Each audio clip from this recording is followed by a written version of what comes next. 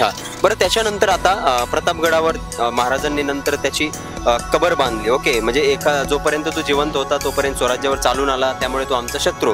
पण आता तो मेल आहे, त्याच्यानंतर आमचं शत्रुत्व संपलं. तर हा एक खूप मोठा उदात्तपणा महाराजांच्या अंगी होता आणि त्याची कबर बांधली आणि आज त्या ठिकाणी अतिक्रमण पण झाले. म्हणजे अफजल खानाची पहिली छोटीशी कबर होती, परंतु आता त्या ठिकाणी काही समुदायाकडून त्याच्यावर खूप मोठी मशीद वगैरे बांधण्यात आली आहे.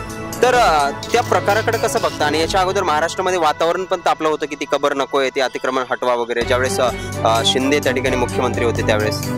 तर त्याच्याबद्दल असं आहे की महाराजांचं सर्व धर्मसंभाव अशी भावना होती, पण आदिलशाही यांनी एवढे काही जुलूम केले, ते आपली मंदिरं तोडलेली. मग त्यामुळं असं होतं की सर्वच मुस्लिम वाईट नाहीत, पण ज्यांनी ते मंदिरांचं नुकसान केलं. तर आज आपण अजिंठा वेरूळ इकडे जरी गेलो किंवा कुठल्या लेणीला गेलो तर तिथल्या मूर्त्यांचं अजूनही आपल्याला दिसतं की मुंडकं छाटलेले, असं नुकसान केलेलं आहे. मुंडकं छाटले, पाय छाटले. मग ते हिंदू वारसा स्थळांचं जर एखादा आदिलशाही असू नाही तर कुठला बी असू शकतं ना, त्याचा एखादा काय म्हणायचं सेनापती नाही तर राजा. तर नमस्कार, परत एकदा आपलं स्वागत आहे आपल्या युट्यूब चॅनलमध्ये, ज्याचं नाव आहे योद्धा प्रोडक्शन. तर अजून आपल्याला ऑडियन्स भेटलेले आहेत. तर पहिल्यांदा मला तुमचं नाव सांगा. विक्रम बालाजी खवडे. तुमचं नाव? विराज नाईक. ओके, विराज नाईक. वा, नाईक हे नाव इतिहासात पण होतं. Yes yes yes. काय नाव आहे सांगता येईल?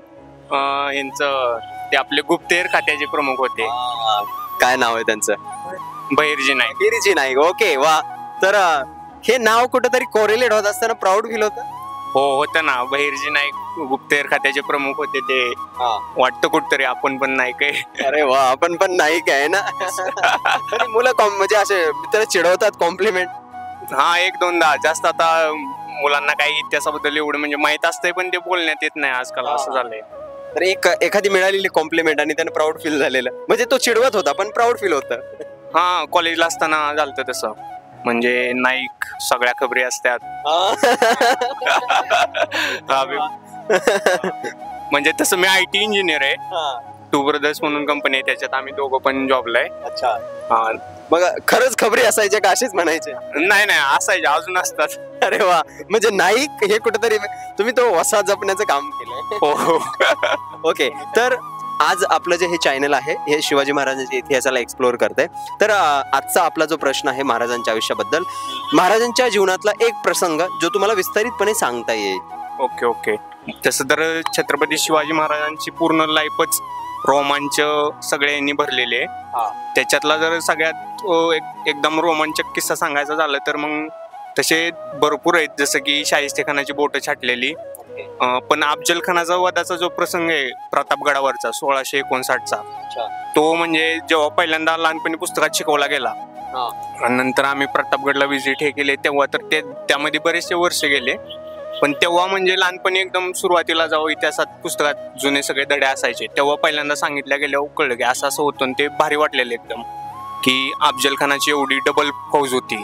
आपल्याकडं 6000च हे होतं पायदळ, त्यांचं डबल सैन्य होतं, प्लस त्यांच्याकडं घोडे, उंट सगळंच जास्त होतं, तोफखाना जास्त होता. आणि मग महाराजांनी सुरुवातीला असं होतं की बाबा युद्ध नाही करायचं, समझोता करायचा. का तर आपलं सैन्यबळ सगळ्याच गोष्टी कमी होत्या. मग महाराजांचा गनिमिकावा असायचा, त्यांना समझोता करायचं, भेट घ्यायची असं ठरवलं. मग त्याचा ते अंगरक्षक होता, ते होता जीवा म्हणून वाचला शिवा, ते पण आपल्या महाराजांचे अंगरक्षक होते. ते तसलं बेल्ट सारखं असायचं, काही दांडपट्टा. मग ते अफजल खानाने मग जेव्हा मिठी मारली छत्रपती शिवाजी महाराजांना, मग तेव्हा त्यांनी दगाबाजी केली की म्हणजे महाराजांना आवळायला बघितलं आणि बाबा संपवायचं. पण महाराज त्यांच्या पुढचे चतुर होते. महाराजांनी पहिलेच वाघनक्या ठेवलेल्या, मग वाघनक्यांनी कोतळाच बाहेर काढला अफजल खानाचा. मग ते फोटो असा बुक मध्ये होता लहानपणी. आणि तो फोटो बघून काय वाटतं? फोटो अजून बी असा म्हणजे क्लिक होतो. अच्छा, इन्स्पिरेशन वाटतं त्यातून? इन्स्पिरेशन वाटायचं. अफजल खान एवढा तगडा माणूस, महाराजांनी त्याला गनिमिकावा केला, डबल सगळं सैन्य, सगळं शस्त्रबळ जो डबल असताना पण त्याच्यावर मात केली, त्याला प्रतापगडवर हेच करून टाकला, मारूनच टाकला. अच्छा, बरं त्याच्यानंतर आता प्रतापगडावर महाराजांनी नंतर त्याची कबर बांधली. ओके, म्हणजे जोपर्यंत तो जिवंत होता तोपर्यंत स्वराज्यावर चालून आला, त्यामुळे तो आमचा शत्रू. पण आता तो मेला आहे, त्याच्यानंतर आमचं शत्रुत्व संपलं. तर हा एक खूप मोठा उदात्तपणा महाराजांच्या अंगी होता आणि त्याची कबर बांधली. आणि आज त्या ठिकाणी अतिक्रमण पण झालंय. म्हणजे अफजल खानाची पहिली छोटीशी कबर होती, परंतु आता त्या ठिकाणी काही समुदायाकडून त्याच्यावर खूप मोठी मशीद वगैरे बांधण्यात आली आहे. तर त्या प्रकाराकडे कसं बघता? आणि याच्या अगोदर महाराष्ट्रामध्ये वातावरण पण तापलं होतं की ती कबर नकोय, ती अतिक्रमण हटवा वगैरे, ज्यावेळेस शिंदे त्या ठिकाणी मुख्यमंत्री होते त्यावेळेस. हा, तर त्याच्याबद्दल असं आहे की महाराजांचं सर्व धर्मसंभाव अशी भावना होती, पण आदिलशाही यांनी एवढे काही जुलूम केले, ते आपली मंदिरं तोडलेली. मग त्यामुळं असं होतं की सर्वच मुस्लिम वाईट नाहीत, पण ज्यांनी ते मंदिरांचं नुकसान केलं. आज आपण अजिंठा वेरूळ इकडे जरी गेलो किंवा कुठल्या लेणीला गेलो तर तिथल्या मूर्त्यांचं अजूनही आपल्याला दिसतं की मुंडकं छाटलेलं आहे, असं नुकसान केलेलं आहे. मुंडकं छाटले, पाय छाटले. हा, मग ते हिंदू वारसा स्थळांचं जर एखादा आदिलशाही असू नाही तर कुठला बी असू सल्तनत, त्याचा एखादा काय म्हणायचं सेनापती नाही तर राजा जर तसं करतोय तर मग का म्हणून भावना? म्हणजे मला असं एक सांगायचंय, काही इतिहासकारांचं प्रखरपणे ज्यांनी मत मांडलंय की जी आक्रमण भारतावरती आली, ज्यांनी आक्रमण केले, मग तो आदिलशाह असेल, कुतुबशाह असेल, निजामशाह असेल, मुघल असेल, प्रत्येकानं इथलच्या लोकांना टॉर्चर करण्याबरोबरच त्यांनी इथलची जी धर्मस्थळे आहेत, जी इथलची आस्थास्थळं आहेत, त्यांना डिस्ट्रॅक्ट करण्याचं काम केलं, त्यांना तोडण्याचं काम केलं. बरोबर आहे ना, तेच तर मग चुकीचं आहे ते. म्हणजे मला याच्यावरती असं म्हणायचं, समजा तुमचं एक राज्य आहे, माझं एक राज्य आहे, मी तुमच्यावरती आक्रमण करतोय, म्हणजे मी तुमचं राज्य उद्ध्वस्त केलं पाहिजे, तुमचा गड वगैरे उद्ध्वस्त केला पाहिजे, पण ते करण्याच्या आधी मी तुमच्या भागातली मंदिरं उद्ध्वस्त करतो. याचा अर्थ माझं इंटेन्शन हे राजकीय होतं की धार्मिक होतं? हा, मग तेच तर, राजकीय तर होतच होतं, त्याचबरोबर धार्मिक होतं. आता आपण एवढं महाराजांनी 400 गड किल्ले जिंकले, भरपूर त्याच्यापेक्षा, पण कधी कुठल्या धार्मिक स्थळाचं असं नुकसान केलं नाही. मग ते कोणत्या धर्माचं असो, ख्रिश्चन असो नाहीतर मग मुस्लिम असो, एवढी आदिलशाही प्रबळ होती तेव्हा, पण असं कधी नुकसान केलं नाही. आपण जे गड जिंकले सगळे, मग तिथल्या माता भगिनींपासून सगळ्यांना रिस्पेक्ट दिला, असं कुणावर अन्याय केला नाही. लेडीजला तर ते प्रत्येक म्हणजे हेच म्हणायचे, बहिणीप्रमाणेच ट्रीट करा, जरी ती दुश्मनाच्यातली असली किंवा कुणाच्यातली. आक्रमण केल्यावर मुला बाळ लेडीज ह्यांचं कधी ह्यांच्यावर पर्सनल हल्ला करायचा नाही किंवा हात कधीच टाकला नाही. हा, हात टाकला नाही. मग तेच हे आपण जपलं, अजून बी जपतेत. पण ते जे सल्तनतवाले होते, आदिलशाही, निजामशाही, त्यांना ते हे नव्हतं. मग तेच त्यांचं चुकलं की हिंदू वारसा स्थळांचं, मंदिरांचं नुकसान करायचं काही ह्याच्यात हेच नव्हतं.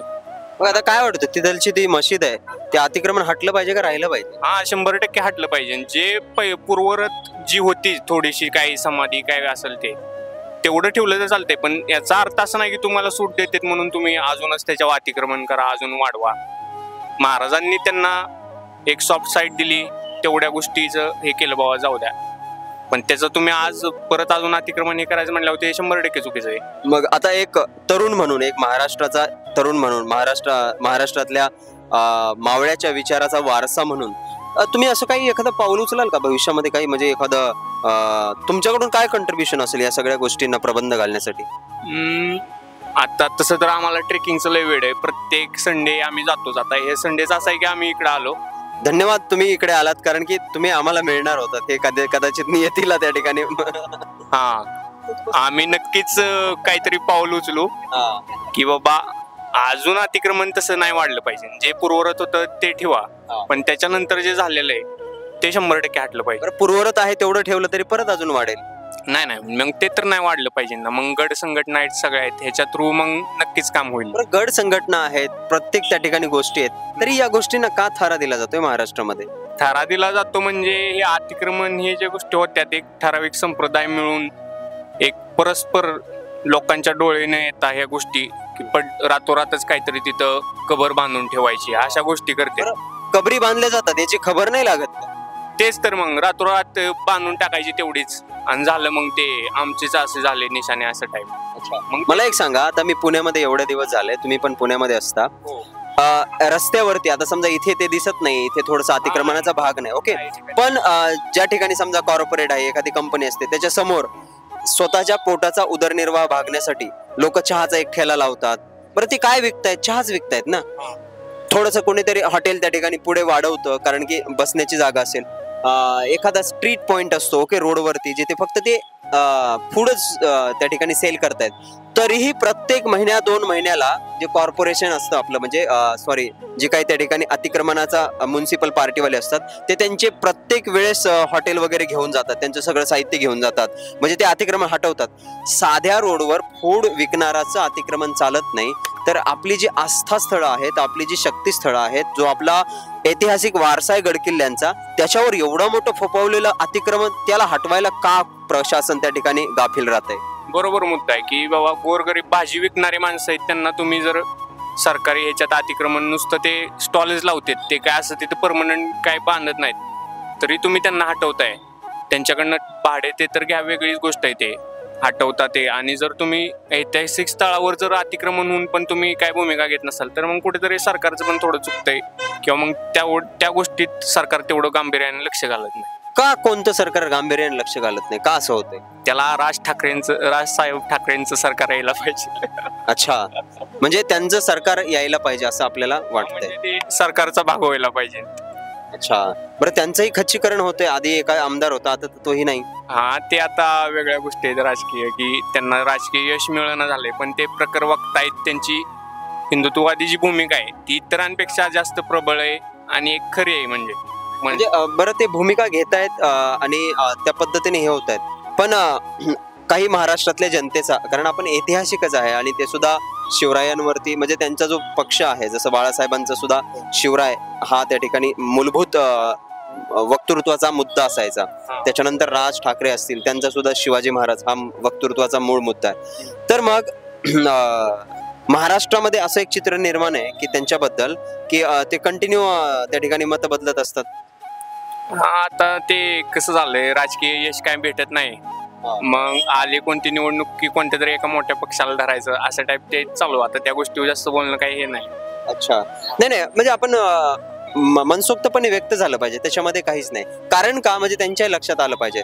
मग समजा राजकीय यश मिळत नाही, परंतु आपले जे मूलभूत मुद्दे आहेत त्यातून आपण हटलं नाही पाहिजे. कारण की जर आपण आता कुठल्या पक्षाचा आपण वावा नाही करणार आहेत, बीजेपी जर बघितलं, कधी काळी त्यांचे 2च खासदार होते, ओके, सत्तेमध्ये नसायचे, परंतु त्यांचे जे मुद्दे आहेत त्यांनी ते कधी डावलले नाहीत, सोडले नाहीत, किंवा नवीन मुद्दा काहीतरी घ्यायचा. मग कुठेतरी त्यांनी त्या काळापासून मुद्द्यावर ठाम राहून संघर्ष केला, म्हणून त्यांना यश मिळालं. मग राज ठाकरेंचं हे चुकतंय का की मुद्दे प्रत्येक वेळेस चेंज नाही करणं? हा, तसं पण आहे जरासं, की एखाद्या मुद्द्याला ठाम धरून मग त्याच्यावर स्ट्रॉंग भूमिका घेतलीच पाहिजे आणि त्याच्यावर स्टेबल राहिलं पाहिजे. त्या मग राजकीय यश तुम्हाला मिळवूल किंवा मग वेळ लागू, तसं केल्यानंतर एक ठराविक टाइम मध्ये यश येतच. अच्छा, मग आता भविष्यामध्ये त्यांची कशी वाटचाल राहील असं वाटतंय तुम्हाला? काय एक्सपेक्टेशन्स आहेत त्यांच्याकडून एक तरुण म्हणून? अशी अपेक्षा आहे की बाबा त्यांचे थोडे तरी आमदार यावे, ते सत्तेचा भाग व्हावेत, आणि जे काही चुकीच्या गोष्टी घडतात त्यांना ते प्रखरपणे विरोध करतात. त्या गोष्टी मग चांगल्या. एक राजसाहेबांचा मुद्दा आहे की बाबा मुंबईमध्ये मराठी माणूस कमी होत चाललाय, तर ते कुठतरी त्याच्या स्टँड घेते, स्ट्रॉंग स्टँड घेतात की बाबा नाही, बिहारी युपी वाले एवढे येत आहेत आणि ते इथं स्टॉल लावतायत, दिवसाचे 1000 रुपये कमवतायत, आणि मराठी युवक आज एवढा मोठ्या प्रमाणात बेरोजगार आहेत. मग कुठतरी ते त्यांचं, म्हणजे एक आपली साईड घेणारा कोणतरी माणूस आहे. तुम्हाला स्टॉल लावायला कोण अडवतंय? नाही, म्हणजे ते आता कसं आहे ना, ऑलरेडी तिथं ती लोक येऊन बसलेले असल्यावर कसं आहे मग. नाही, तुमचं हे समजा या ठिकाणी तुम्ही महाराष्ट्रीयन आहात, तुम्हाला कोण अडवतंय? तुम्हाला लाज वाटते? हा, ते पण आहे की मराठी माणूस जरा लाजतो, ह्या गोष्टी पण आहेत.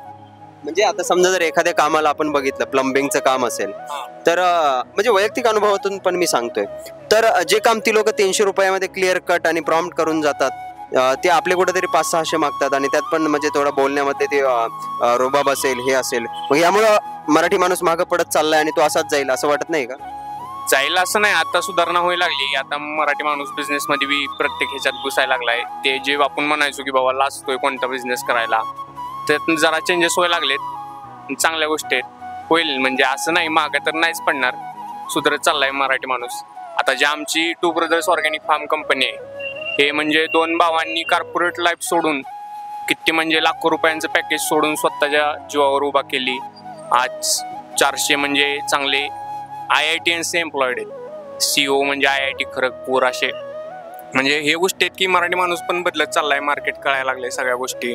बरं, याच्यामध्ये म्हणजे आता तुम्ही स्वतःचं काहीतरी स्टँड घेताय आणि मराठी माणूस पुढे जातोय हा मुद्दा मांडला, तर याच्यामध्ये शिवरायांचं जे त्या ठिकाणी इन्स्पिरेशन आहे ते काय वाटलं तुम्हाला? कधी भेटलं त्यातून की नाही महाराजांनी असं केलं आपण असं करायला पाहिजे? हा, आता म्हणजे ते मुद्दा जर डायरेक्ट आमच्या आता माझ्या ज्या कॉर्पोरेट लाईफमध्ये कंपनीशी रिलेट करायचा झाला तर असं आहे की म्हणजे सर्व धर्म संभाव आमच्यात, म्हणजे मुस्लिम पासून सगळेच सोबत घेऊन म्हणजे एक टीमवर्क सारखं असतंय. म्हणजे तिथं हे नाही की बाबा हे अमुक धर्माचा तमुक, टॅलेंटला महत्व आहे, सगळ्याच गोष्टी आहेत त्या. तर म्हणजे आज त्या कंपनीचं एक 60-70 देशात प्रोडक्ट जातं. अच्छा. हा, आणि म्हणजे चांगले मॅनेजर लेवलला सुद्धा म्हणजे असं प्रत्येक धर्माचे, प्रत्येक प्रांतातले, प्रत्येक राज्यातले लोक आहेत आणि चांगले म्हणजे ओके. तर तुम्हाला जे तुमचं स्टार्टअप आहे जे आता की एकदम रन कंडिशन मध्ये आहे रनिंग, तर त्याला सुद्धा आमच्या योद्धा प्रोडक्शन तर्फे खूप खूप शुभेच्छा. खूप मोठे व्हा आणि मला असं वाटतं की आपला मराठी माणूस त्या ठिकाणी मोठा झाला पाहिजे. तर धन्यवाद. जय शिवराय. जय शिवराय. ओके. तर त्यांचे आता एक मित्र आहेत, आपण त्यांच्याकडे येतोय. तर तुम्हाला एखादा मुद्दा जो की शिवाजी महाराजांचा प्रस्तुत म्हणजे पूर्णपणे मांडता येईल असा? शिवाजी महाराजांचा इतिहास म्हणजे सगळ्यांसाठी, आपल्या महाराष्ट्रीयन लोकांसाठी एक प्रेरणादायीच आहे. त्यातलं म्हणजे आवडतं म्हणजे शिवाजी महाराजांचं बालपण, त्यांच्यावर झालेले संस्कार म्हणा, जिजाबाईंनी त्यांच्यावर दिलेले संस्कार, लहानपणापासून रामायण महाभारताच्या गोष्टी सांगितलेल्या. म्हणजे हा जो लहानपणीचा संस्काराचा भाग असतो हाच पुढे जाऊन मॅटर करतो खूप, की लहानपणी झालेले संस्कार. बस एवढं शिवाजी महाराजांचं बालपणच आहे त्यामध्ये. मग त्याच्यानंतर बालपणावरती आधारित जसं संस्कार होत गेले तसं तो मग हे सगळ्या गोष्टी घडत गेल्या. ओके. मग अजून तुमचा एखादा समजा मित्र असेल तर त्याला महाराजांबद्दल तुम्ही कसं सांगता? कधी सांगितलं, इन्स्पायर केलंय महाराजांबद्दल? आता युवा पिढी बघायला गेलं तर भरपूर प्रकार टेन्शन मध्ये आहे. शिवाजी महाराजांना तेव्हा चारी बाजूने शत्रू येत होते, अटॅक होत होता, सगळ्या प्रकारच्या गोष्टी होत होत्या. त्यांनी ह्या गोष्टीला तेवढंसं महत्त्व न देता बरं ज्या ठिकाणी गोष्टी शक्तीने नाही चालत त्या ठिकाणी युक्तीने त्यांनी केले. मग असे बरेच पर्याय निघत जातात. मग आजचा युथ कसं आहे, कॉर्पोरेट जॉब मिळत नाहीत, गव्हर्नमेंटच्या मागे पडतात, जॉब मिळत नाही, कॉर्पोरेटला येतोय. बट आयुष्यामध्ये एकच ऑप्शन असा नाही, आपण प्रत्येक ठिकाणी वेगवेगळं काहीतरी करून बघितलं पाहिजे. असं म्हणजे एकाच गोष्टीवर हे नाही राहिलं पाहिजे. तर महाराजांच्या बालपणातून तुम्हाला खूप काही गोष्टी शिकायला मिळतात. तर महाराजांबद्दल जे काही सांगता आलं ते त्यांनी सांगण्याचा प्रयत्न केलाय. तर खूप खूप धन्यवाद. जय शिवराय. जय शिवराय. Okay, thank you.